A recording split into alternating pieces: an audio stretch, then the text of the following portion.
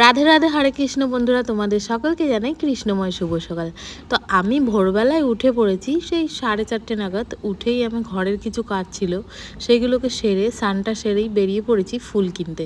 কারণ আজ বৃহস্পতিবার, বাজারে ফুলের দোকানে প্রচণ্ড ভিড় হয়, লাইনে দাঁড়াতে হয়। তো চলো দেখি কতটা ভিড় হয়েছে, জানি না আমি। আর আমি কোন দোকান থেকে ফুল কিনি তোমরা একবার দেখে নাও। এখানে দেখো, মানে আমি প্রায় 10 জনের পেছনেই হব। আর এই যে এখানে রাম মন্দিরটা সবে খুলছে, মানে এখন বাজে 6টা, এখনও বাজেনি, 5-10 মিনিট বাকি আছে এখনও।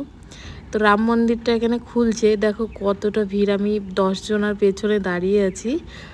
আর এই যে রাম মন্দিরটা দেখছো, এখানে কিন্তু যখন মানে সবাই মর্নিং ওয়াকে বেরোয়, সবাই কিন্তু এখানে প্রণাম করে তবেই যায়।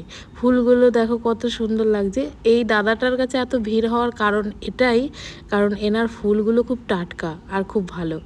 আমার কাছে দেখতে পাচ্ছে এই ফুলগুলোর দাম কিন্তু 95 টাকা। মানে আমি এই কটা ফুলের দাম 95 টাকা। আর মালাগুলো এত দাম বাড়িয়ে দেয় বৃহস্পতিবার, মঙ্গলবার, শনিবারটা আর কোনো পুজোর দিনে। এরা মানে ফুলের দাম প্রচণ্ড নেয়, কি আর বলবো। মালাগুলোর দাম সব থেকে বেশি নেয়। 5 টাকার মালা আজকে 8 টাকা, আর যেগুলো 10 টাকা নিত সেগুলো আজকে 15 টাকা নিচ্ছে। তো যাই হোক, পুজো তো করতেই হবে, সেই জন্য নিতেই হবে। কারণ বৃহস্পতিবার বলো, শনিবার, মঙ্গলবার, আমার কি বলো তো, মানে পুজো করতে গেলে একটু ফুল না হলে আমার ঠিক ভালো লাগে না। তারপরে মালাগুলো আমি রোজ পড়াই না, বিশেষ বিশেষ দিনগুলোই পড়াই। যেমন ধরো বৃহস্পতিবার, শনিবার, মঙ্গলবার, এই বারগুলো পড়াই। আর এদিকে পূর্ণিমা, অমাবস্যা, এগুলো আর পুজোর দিনগুলোতে আমি মালা ভগবানকে দিই। আর অন্য দিনগুলো আমি শুধু এমনি কুচো ফুল কিনি, সেগুলো দিয়েই আমি পুজো দিই। কারণ প্রচণ্ড ফুলের দাম ভাই। আমাদের মানে মধ্যবিত্ত ঘরের এত দাম দিয়ে মালা কিনে ভগবানকে দিতে মানে আমাদের সামর্থ্যে কোলায় না। তো কিন্তু বেহালা বাজারে গেলে ফুলের মালার দাম অনেকটাই কম হয়ে যায়, কারণ 20 টাকায় 4টে দিয়ে দেয়। তো বেহালায় যাওয়াটা তো সব দিন সম্ভব হয়ে ওঠে না, কিন্তু যেদিন সম্ভব হয় আমি কিন্তু যাই, কারণ ওখানে প্রচণ্ড ফুলের দাম কম। আর আমার খুব ভালোই লাগে ঘুরে ঘুরে বাজার করতে। তো কালকে বুধবারের দিন যাই, এই বুধবারে আমার যাওয়া হয়নি, সেই জন্য বাধ্য হলাম এখান থেকে নিতে। তো চলো আর একটা দেখো, আমি যাচ্ছি আর এই যে এই পুচুটা আমার পেছনে মানে আসছে। এত ভালো লাগলো যে ওকে আমি একটু ভিডিও না করে থাকতেই পারলাম না। তো চলো এবার বাড়ি যাই। তো দেখো বাড়ি চলে এসেছি, এসেই আমি দেখছি আমার সোনারা এখনও ঘুমোচ্ছে। তো ওদের আমি ঘুম থেকে তুলে স্নান করাবো। আর এই যে আমার কেশব সোনা তো আদর খেতে খুব ভালোবাসে, তো ওকে একটু আদর করছি, আদর করেই ওকে তুলে স্নান করাবো। খুব ভালো লাগে ওকে আমার আদর করতে, আর ও না আদর খেতে খুব ভালোবাসে। তা চলো ওদের এবার আমি বেড কভারটা চেঞ্জ করব। আমি রোজই চেষ্টা করি বেড কভার চেঞ্জ করে দেওয়ার, কারণ আমার মানে বাসি বেড কভার থাকলেই সেটাকে আমার ভালো লাগে না, আমি রোজ চেঞ্জ করে দিই। তো এটাকে চেঞ্জ করে আজকে আবার একটা নতুনই পাতবো। এটাও নতুন আর ওইটাও একসাথে দুটোই নিয়েছিলাম। তো এটা তো পেতেছি, এবার ওইটা পাতা হয়নি, পুরোনো আর এটাই পাতি। আজকে নতুন আর একটা বেড কভার পেতে দেবো। সব সময় সাজিয়ে গুছিয়ে রাখতে বেশ ভালোই লাগে, সে তুমি নিজের ঘর বলো আর ঠাকুর ঘর বলো, মানে কি বলবো। আর আমার গোপু সোনার বিছানা সবসময় একটু ফিটফাট থাকবে, আমার এটাই ভালো লাগে। বেড কভারটা কেমন লাগছে অবশ্যই জানাবে। আগে যেটা পাতা ছিল সেটাই কি বেশি ভালো লাগছে নাকি এটা বেশি ভালো লাগছে, তোমরা কিন্তু কমেন্টে অবশ্যই জানাবে। আর তোমাদের কমেন্টগুলো পড়তে খুব ভালো লাগে, তো তোমরা কমেন্টে আমার সাথে কথা বলতেই পারো। দেখো প্রিন্টটা কিন্তু দারুণ ছিল, আমার খুব ভালো লেগেছিলো, ওই জন্য একসাথে দুটোই নিয়ে নিয়েছি। পুজোর কাজ করতে কিন্তু আমার খুব ভালো লাগে, তোমাদের কেমন লাগে তোমরা কিন্তু অবশ্যই জানাবে, কারণ আমারও ইচ্ছে করে তোমাদের মতামত জানতে। ঠিক আছে, তো তোমাদের পুজোর কাজ করতে কেমন লাগে এটা কিন্তু জানাতে একদম ভুলো না। আর এইগুলো হচ্ছে আমার গোপু সোনার খেলনা। তো খেলনাগুলো একটু পরে, মানে ওর যখন খাওয়া দাওয়া হয়ে যায় তারপরে ওকে খেলনাগুলো দিয়ে বসিয়ে মানে ও খেলে, আমি খেলনাগুলো দিয়ে দিই। দেখো সব ভিডিও করা তো সম্ভব হয় না, যদি সারা দিনে কী কী করছে, কী কী করছি, সব ভিডিও করি, ভিডিওটা অনেকটা বড় হয়ে যাবে আর তখন তোমরা কিন্তু ভিডিওটা স্কিপ করে যাবে। তো সেই জন্য আমি ভিডিওটা ছোট মানে যতটুকু না নিলেই না ততটুকুই নিই, মানে তোমাদের দেখানোর জন্য। আর এই যে আমার সোনা কিন্তু স্নানে নেমে পড়েছে, আর আমার সন্টু কিন্তু স্নান করতে খুব ভালোবাসে, সেটা তার মুখটা দেখলেই বুঝতে পারবে। আর এই যে স্নান তো হয়ে গেছে, এবার মাথা মুছি হচ্ছে।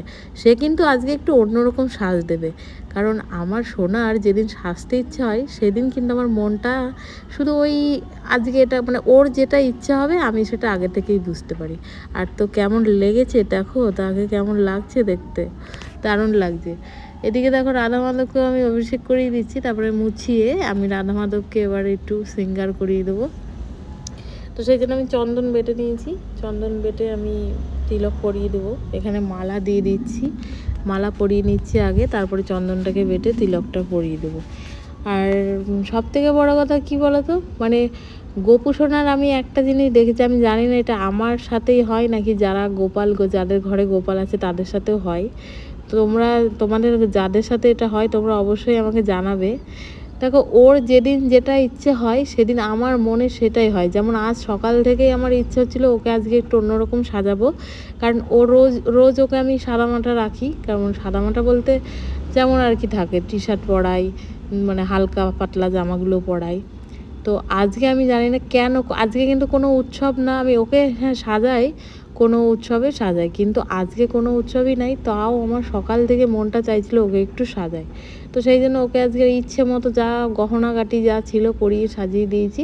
তারপরে দেখো, তো তোমাদের সাথে কি এটা হয় অবশ্যই জানাবে। আর এখানে দেখো বড় মাকে স্নান করানোর পরে যখন একটা সিঁদুরের টিপ পরিয়ে দিলাম, তখন মুখটা যা লাগছিল মানে কি বলবো, মনে হচ্ছিলো বড় মার ছবির দিকে একভাবে তাকিয়ে থাকি।